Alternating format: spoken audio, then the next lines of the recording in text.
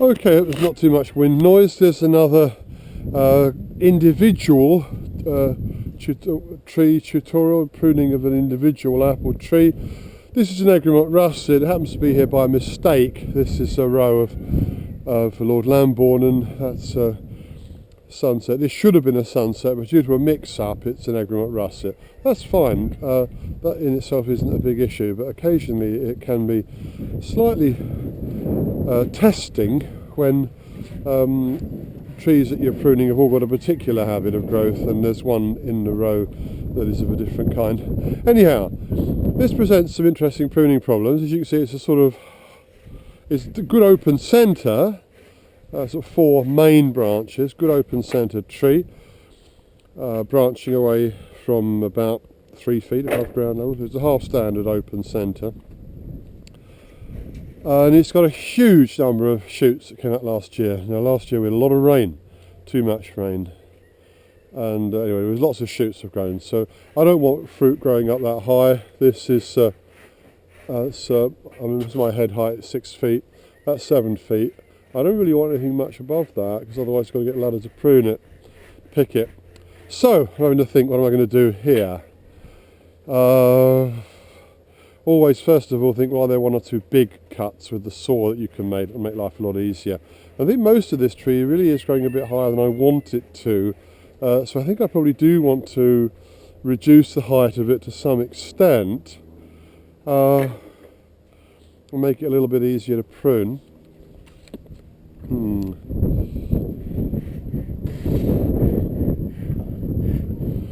Yeah, I'd really be happier if a lot of this was growing a bit lower. I might even make some very aggressive cut, which would lose a lot of this year's fruit, but make life a lot easier next year and the year after. In fact, I think that's where I'm going to have to go. Okay, so let's take this out, carefully sparing some growth, carefully sparing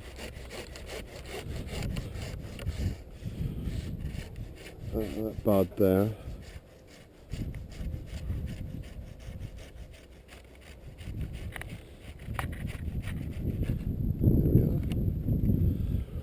That looks a bit rough, a bit harsh rather, but that's going to make it a lot easier to get into the middle of the tree, for one thing. I don't want to be too aggressive. Let's take this out as well.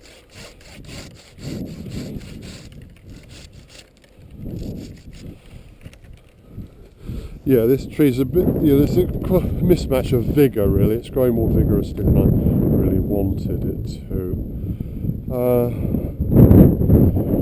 We'll take this out as well. I want to spare as many fruit buds as I can while giving the tree a chance to grow. Now these I'm going to leave. These may well grow up and produce some nice growths that are going to be a little bit lower down, less problematic to manage. I think we're going to take that out as well. On the other hand, no, I'll leave that.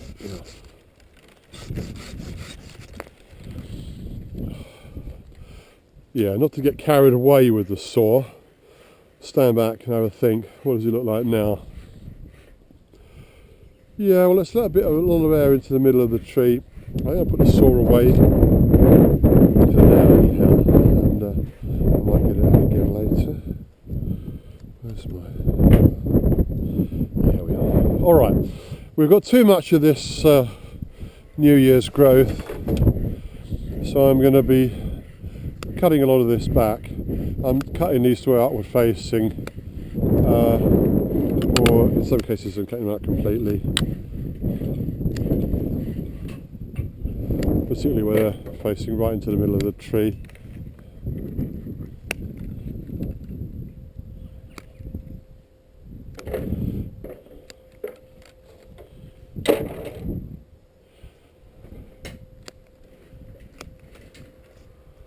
I might edit the film at this point. What I'm doing, I don't want to make it too boring. I'm going around making cuts to suitably concentrated buds. Spare as many fruit buds as possible.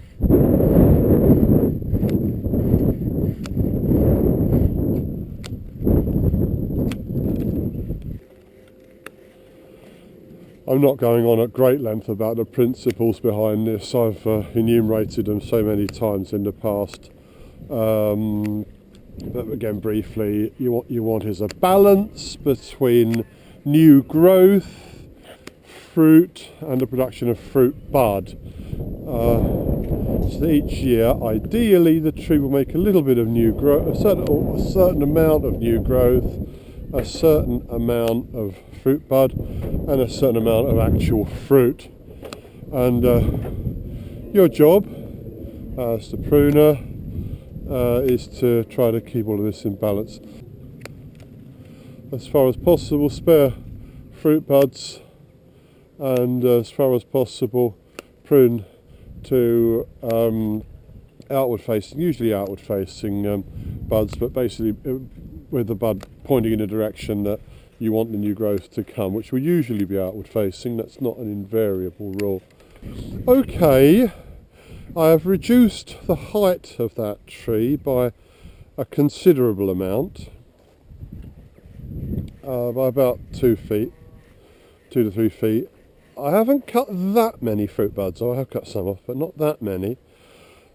There are still a reasonable number of fruit buds, a reasonably good number of fruit buds. I'll just take that, it's inward facing, I want that to leave that as well. Reasonable number of fruit buds. There's a lot more air and space, and light is now going to be able to find its way into the middle of the tree. And it's going to be easier to manage in future years.